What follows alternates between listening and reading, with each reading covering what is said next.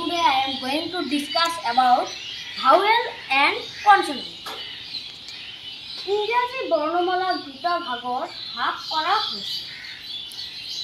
বৰ্ণমালা কাক বোলে এই বৰ্ণমালাটো পাৰ্ট 1ত ভালদৰে বুজাই দিয়া হৈছে। তোমালোকে যদি পাৰ্ট 1টো চোৱা তেনেহলে এই টপিকটো বুজাত তোমালোকৰ অলপ সহজ হ'ব।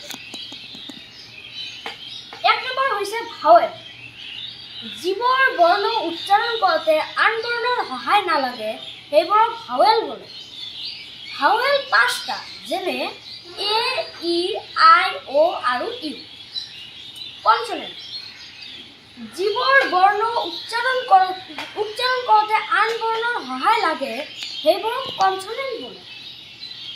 কনসনেন্ট 21টা, যেনে বি, চি, ডি, এফ এইবোৰ ইয়াত দিয়া আছে, তোমালোকে দেখা। এতিয়া ভাৱেল এটা উদাহৰণ হ'ল, ভাৱেল হ'ল উচ্চাৰণ কৰোঁতে আন বৰ্ণৰ সহায় নালাগে। কাৰণ এটা উদাহৰণ হ'ল, তাৰমানে ভাৱেলটো অলপ অকলে থাকে। ভাৱেলটো অলপ সাহস বেছি, কিন্তু কনসনেন্টটো অলপ সাহস কম, কেৱল ভয় খাইয়ে থাকে। সেইবাবে কনসনেন্টে ভাৱেলৰ অলপ সহায় লয়। কনসনেন্ট 21টা। ইয়াত এ, ই, আই, অ, ইউ এইকেইটা ভাৱেল।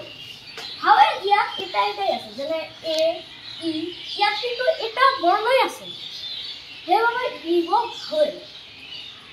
কিন্তু কনসনেন্টবোৰৰ পিছত বা আগত এটা ভাৱেল থাকিব, যেনে বি। বিৰ আগত এটা হিচিকাৰ আছে। এই হিচিকাৰটো হাৰ্ষই, মানে ই আছে। মনে মনে ধৰি ল'ব লাগিব যে বিৰ পাছত এটা ই আছে। সেইবাবে এই ৱাৰ্ডবোৰক কনসনেন্ট বুলি কোৱা হয়। ইয়াত চি, চিৰ পিছত ই আছে। ডিৰ পিছত ই আছে। কিন্তু এফৰ আগত ই আছে, বা মনে মনে ধৰি ল'ব লাগিব যে ইয়াত ভাৱেলটো আছে। ইয়াত এ আৰু ক হৈছে এটো। জি ৱাৰ্ডটোৰ আগত হিচিকাৰ আছে।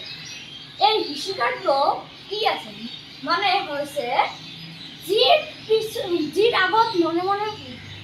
পিছত মনে মনে ধৰি ল'ব লাগিব যে ভাৱেল আছে। Now I am going to discuss about word. Do you know what is the meaning of word? I don't know, sir. The meaning of word is object. কেইটামান লেটাৰ লগ লাগি এটা অৰ্থ প্ৰকাশ কৰিলে তাক ৱাৰ্ড বোলে। কেতিয়াবা এটা আখৰেও এটা অৰ্থ প্ৰকাশ কৰে। ইয়াত ফৰ এক্সাম্পল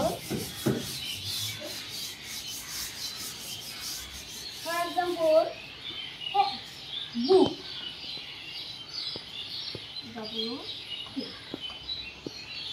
ইয়াত 4টা লেটাৰ লগ লাগিছে।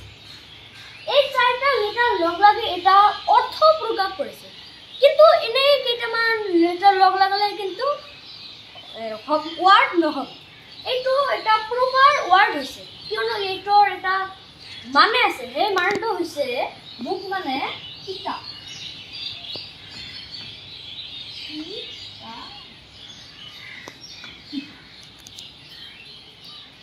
এইদৰে আৰু কেইটামান উদাহৰণ আছে, আৰু বহুতো উদাহৰণ আছে। এইবোৰ হ'ল কেট মানে মেকুৰী।